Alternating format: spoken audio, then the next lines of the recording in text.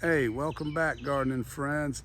We're doing April garden ideas today in Zone 7. It's a little long, but there's a lot of ideas in here, so check it out. Well, first, we're in the west bed here. This is a raised bed and containers over there. This is our green station, primarily for salads and stir fry. There's some onion, carrots left. We've already pulled radish and turnips. But we're talking about April. So these plants, of course, are cool season crops and they're in healthy. The main thing here is to make sure you keep an eye on that moisture level. You just have to dig your finger down, of course, inch or so, and you can see if it's dried out or not. Because containers and raised beds don't retain moisture as well. Second, this is our herb station, and as you can see, we have put out some dill and cilantro early, and we will wait till the beginning of May and add some more seed so we have a little bit of stagger to stretch out our dill and cilantro, which is here. And of course, they're containers, so the same thing applies. It's time to stay on top of that moisture when you have live plants, which we have been doing with the perennials, like the oregano, and that's a lavender. That's an outdoor overwintered French tarragon, and then of course rosemary. Also, if you started your own peppers, cucumbers, tomatoes, things of that nature, continue to harden those off and get them ready to transplant. In our zone, we are now past the average last frost date by 4 days, so I'll probably give it another 3 days and put more of these plants directly in the garden beds. Now this is the north bed. That's a little isolated produce crate, same thing, got to keep an eye on the water. I have some radish and some chocolate mint, and I'm also putting in some marigold seed. Those theoretically will help with your squash bugs. So that's an experiment box there. My main thing right now, I have to decide which one of the two zucchini squash to keep, and again, keep an eye on the moisture. This is our pasting tomato, beans, and cucumbers and eggplants. This is our north bed, and it's a good time in April to go over the weeding again, get the latest weeds that have popped up, thin stuff out if necessary, like that at the base there. All the little green on the ground, that's not weeds, those are radish that I put in to break the soil up. I might thin them out a little bit, but not so much to get a bigger root for eating, but to get a bigger root to break the soil up. And this is where that Mega Marley's at. That will be trained. That was a gambler that was put out well before the frost, average last frost. And when you win that gamble, they generally are your best tomatoes. They're very strong, make good stems and root system. So I'm really pleased with that. In front of this tomato plant is this A-frame cedar trellis, and that's where our pickling cucumbers are going this year. This bed, which right now is full of zinnia, that will be primarily eggplant, although a few bush cucumbers will go in there. If you are wondering, how do I have zinnia so large already?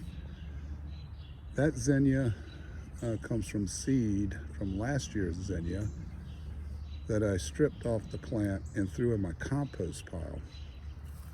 Underneath the leaves is the compost from last fall, and so it's really an easy way to get companion plants into your garden. particularly flowers. There's also marigold seed spread in there after the fact, as well as basil. This bed is for our pasting tomatoes.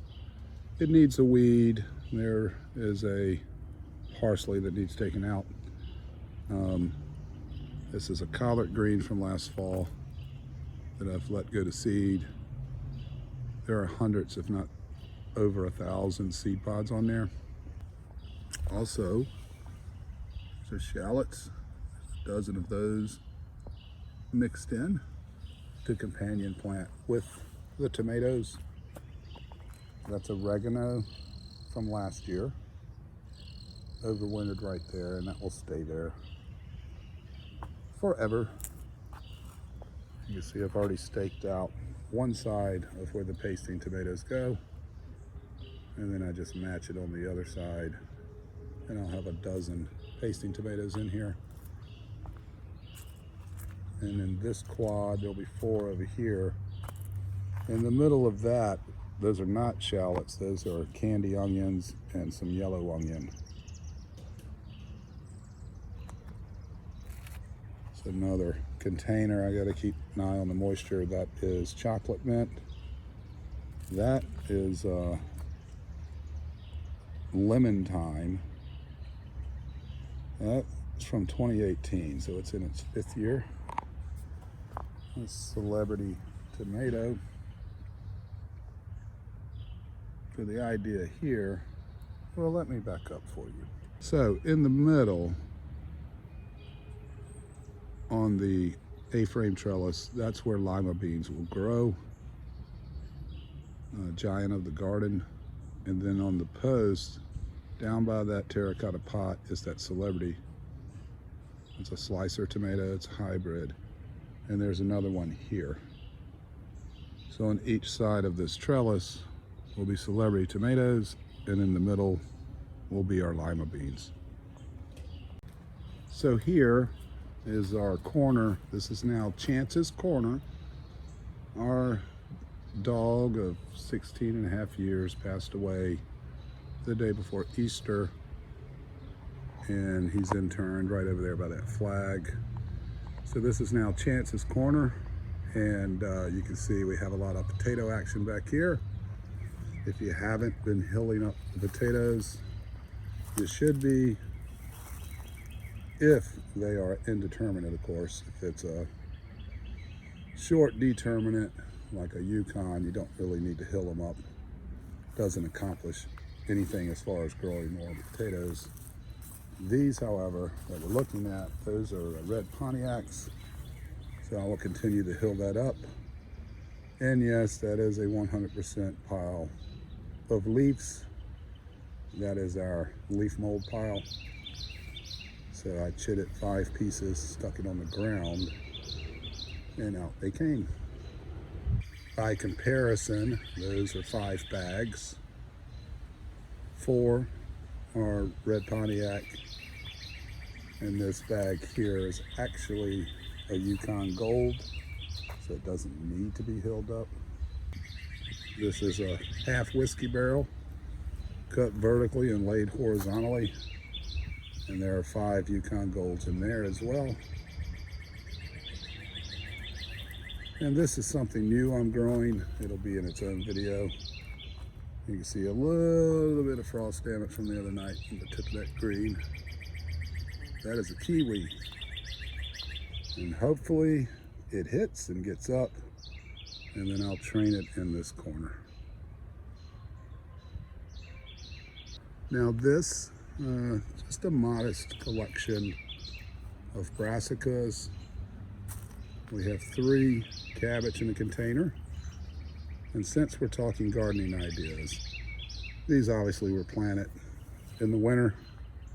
That's a 10-gallon container, settled down to looks like about 7.5, 8 gallons. And first time I did it, and my observation is 3 is too many, probably 2. And here, this was 3 broccoli, and they were doing okay.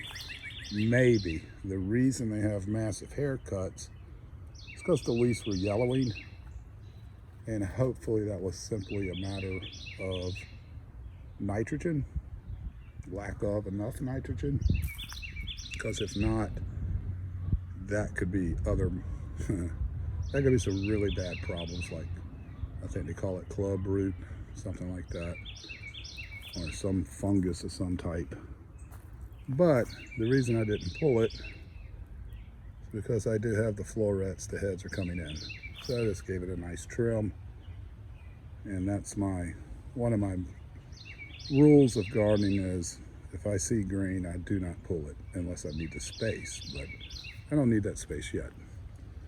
Although, in the future, there will be October beans planted in these containers. And here is the front of Chance's Corner.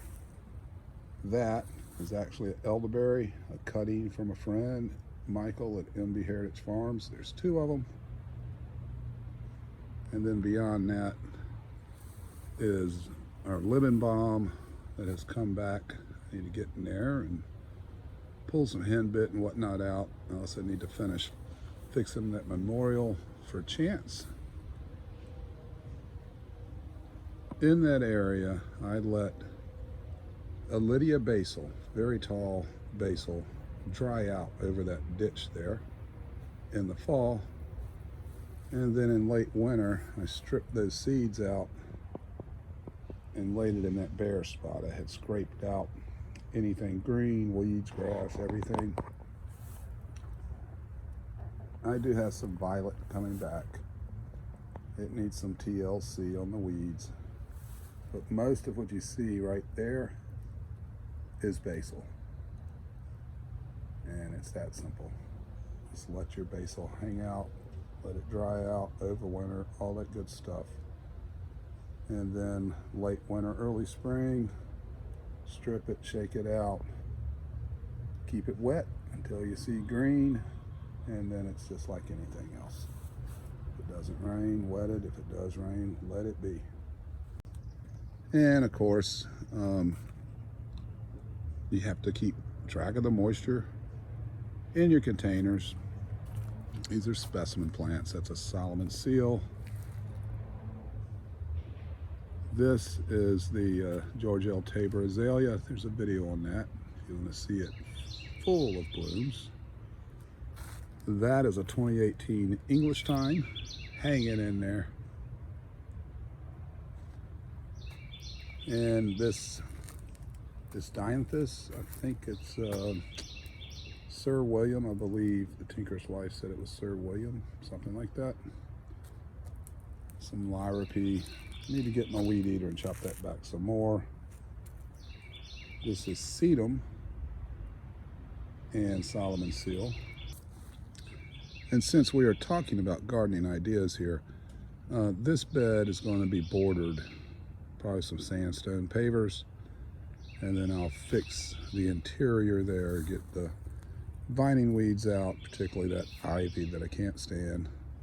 I'll probably leave the periwinkle, if you know what that is, at the base of this little boxwood.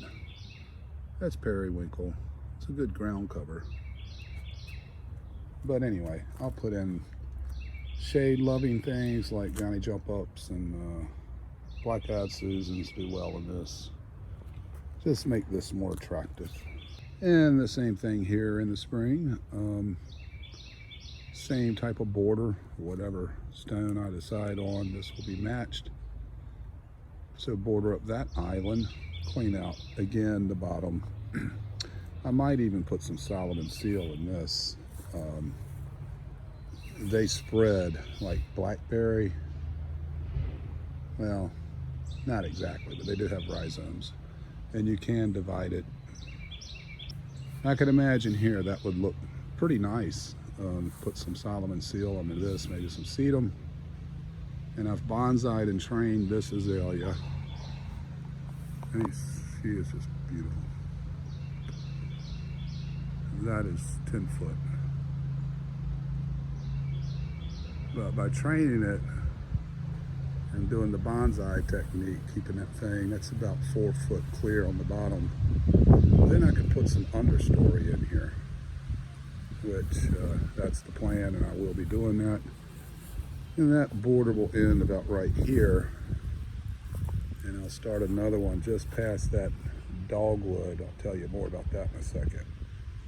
And make like a kidney-shaped border that goes around this azalea. This is a double bloom, and there will be a video on that coming out shortly. That's a pink double bloom, so at the end of the stem, most of the plant will have 2 flowers. So let's see, like that.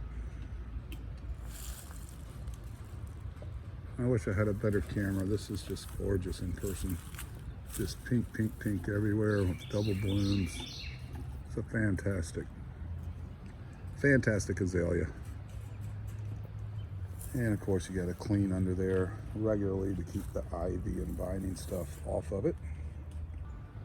Which brings us back to our berry patch. That's Blackberry and Elderberry. That's an old grafted grapevine. It's more for the birds than anything. And then over here, Elderberry and Blackberry again. And gardening ideas. This area used to be full of Blackberry. And I got a wild hair and decided I didn't want any of it anymore. It was too much keeping track of it. It spreads.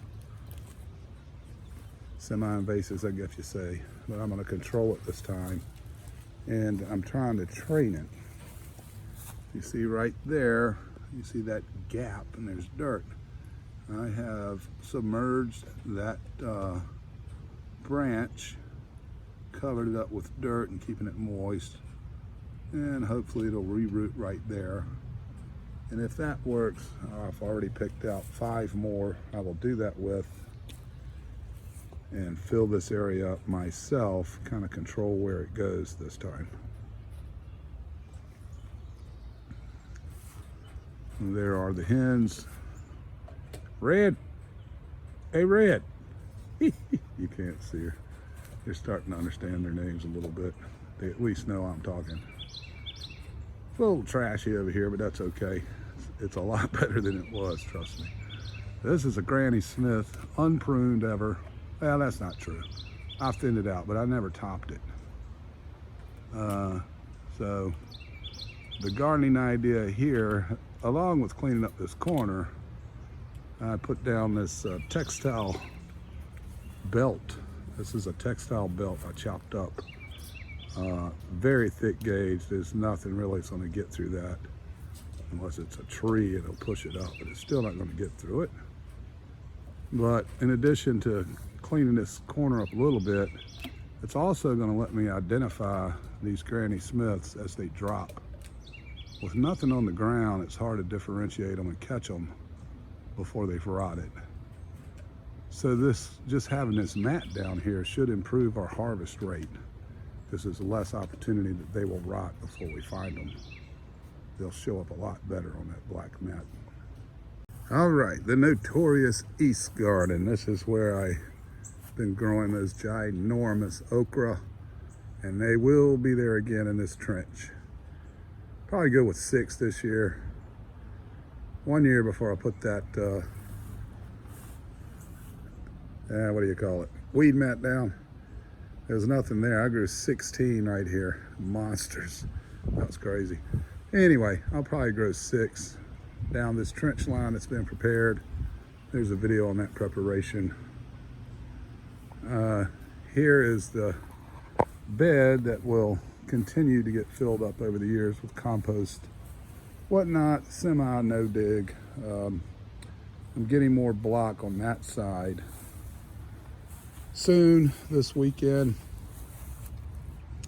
I will grab 6 blocks and 4 caps. That on the ground there is a cap. So I'll get 6 blocks, 4 of those, and basically recreate the same thing. These are peppers in the wall. All right, so there's 4, 4, and then there will be 4. And these are all the hot peppers. This is where our commercial production and for friends and ourselves, this is where we're producing our growing our hot peppers to make our powders. We'll have habanero again, bird's eye, we'll get into that later. I'll just tell you now, I didn't have success on the germination, so I'm not sure if I'm going to get those bird's eye in. Super chili, I get those from Papa Joe. I have to bring those in the mix. But there's cayenne in here, and jalapeno, and there will be a hot chili, which is a Thai type pepper. It's capsicum frutescen, not a capsicum. Those, the fruit grows up. So yeah, the wall will be peppers. What's inside the wall? Well, there's some old pepper seed down in here. So this will be a wild trench. If they don't come in, I won't worry about it. If they come in, I'll just have more peppers.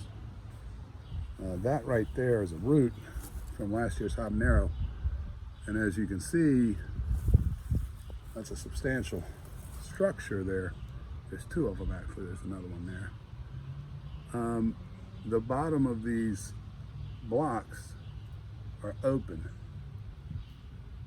So you get a nice elevation, easier to get to, easier to get your fertilizer and water directly to that plant, and it doesn't flow away from it because it's 4-inch deep block. And then that plant will hit the bottom, hit terra firma, and pick up even more nutrition. This does work. It does work. There's plenty of videos on this from last year if you want to check it out. But trust me, this does work. And so I've committed. Last year, I think I had 4 total. This year, there's going to be 12 because I know that it works. Okay. That is garlic. You're not going to get garlic like that if you plant it in the spring.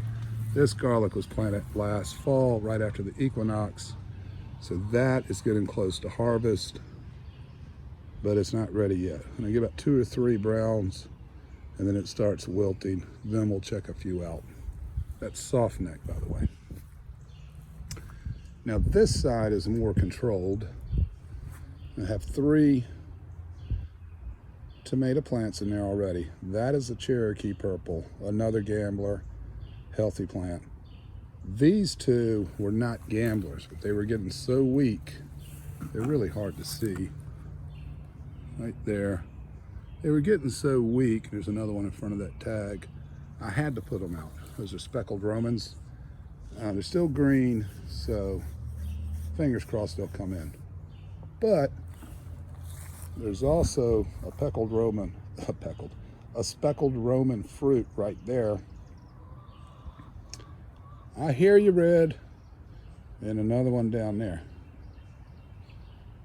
Those were put in at the end of last season. It was another one of my experiments. And I don't care. It's not devastating if it doesn't come up. But I think it'll come up. We'll see. If it doesn't, we'll just leave this as it is. That Cherokee purple does have a sister. So if they don't come up, I'll just put my other Cherokee purple start down in this corner. And then here, you see how that's all nice and dead. I kept a piece of that textile belt right there over this spot. Collected leaves in the fall. I was a little concerned about leakage of chemicals, but it's cold, it's winter, so it's not that concerning. We will break this up. I'm going to use my hand tiller, break this up, cover it up with some leaf mold, bottom of my leaf pile, and then plant directly in that with even more peppers. By measurement, I can go 3 by 6. I can get 18 peppers right there. And that's about 3.5 foot wide. 1, 2, 3, 4, 5, 6. That's about 7. It's about 21 square feet. A little more because it's 3.5 wide. So that will be a nice patch of mild sweet pepper this year. All right, for lack of anything else, we'll call this the peony bed or the pergola bed. This is south, basically, but of course, there are the peonies. They're not in bloom yet. I will have a video out on that so you beautiful people can see this beautiful hedge of peonies when it's in bloom. It is something to behold. And again, I just have a standard cameras. I wish I had a really professional camera. This is fantastic when it blooms. That's a makeshift raised bed out of cut redbud, and left a pile of brush in there, and then added a little bit of garden soil and some compost leaves, you know, just whatever I had. And those are Jules strawberry, and they were put in last fall. Put 6 in, had 3 come in. By the way, this spring I put 3 quinoas in. 2 were dug out by whomever, and 1 stayed there, but it just didn't make it. So, but that's okay, because I'll plant 3 more. Store-bought, I suppose. So these 3, since they were put in last year, we'll be eating on these 3 this year, and the other 3, when they bloom, we'll pinch the flowers. And then next year they'll both be edible, and there'll be at least a year's delay between the 2. So we don't get in a situation where one year we have 0 strawberries. Of course, that's not for putting up, it's just for eating and snacking on, just like this. Those are sugar snaps. Those are peas. And there's a video on that too in my archive. That is a bushel of berries, I think is what they call this line. I can't remember if it's Monrovia or somebody else, but that is actually a raspberry. Raspberry shortcake, developed to grow in containers. I need to get some leaf mulch on that to hold that moisture in. But looking forward to that. It made it through the winter. These, by the way, are here. We shouldn't have any more frost, but these have been here to protect that from overnight lows when they get 37 and below, and it's worked. That's fine. This is a blueberry. I have 2. One is a Robeson and one is a pink lady, and I honestly cannot remember which one's which, so we'll have to wait for the fruit before we'll be able to tell. A pink lady has pink fruit, okay? Now down to the corn and beans bed we go. We'll stay out on the outside here first because of this. That is the Black Mission fig. You can see the old growth isn't really showing much activity, but it has new growth. I think it's going to make it. Not a recommended size. That's a 10 gallon. If you're going to grow a fig tree in a container, you probably want 25 gallons. But I didn't have another one, and prices have gotten outrageous for whiskey barrels. So, yeah, this, you know, Jules. We'll see if this will work. Either it do or it don't. Yeah, this is my cloth, not plastic, that I've been using to protect that. And yeah, it's alive. That's all I can say. It's alive. Well, all right. So this is like the foyer to this garden. On the other side of the mesh, chicken mesh there. This is where the corn will go. It will be sown in a block fashion. And once it gets up about 4 inches, then I will sow Blue Lake pole beans. So the corn will support the beans.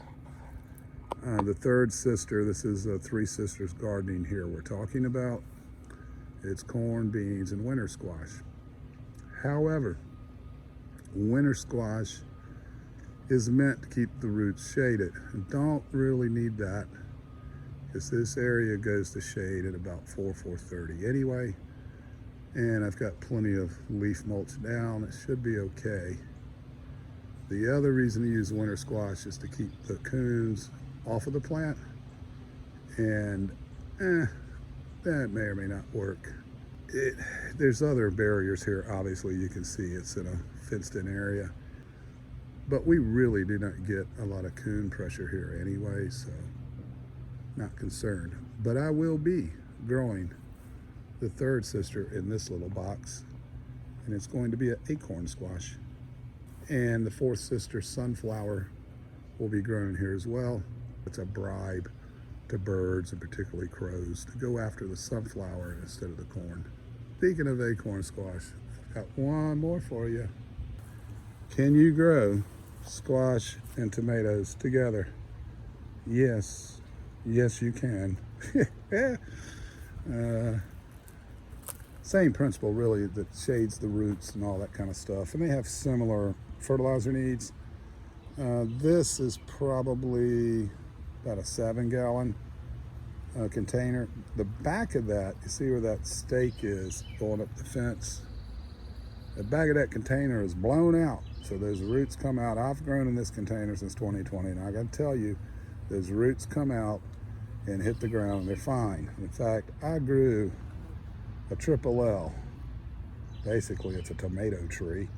There's an old video on that back there in 2020, and that tomato tree went up a dead crabapple tree and got up to 17 feet out of this container. So I'm not worried about, is that enough for these crops? I know that it is. So that Mega Marley on the back, that's a cherry tomato. Garden idea, I'll train that right up the fence. When it gets to the top, if it still wants more, I'll train it into a T, splay it, right? And then at the base of the tomato and the stake will be this acorn squash, and it will spill over out of the container. You better do that for me. So it'll spill over and come out here, and then I'll train it to keep it back in this area instead of going out that way. I'll try. I might train it up this way and then turn it back behind these Rosa Sharon. That's what that is. Something like that. But I'll train it so I still have access on foot back here as best I can. Just another experiment. And don't forget to ring my bell and subscribe. Peace, y'all.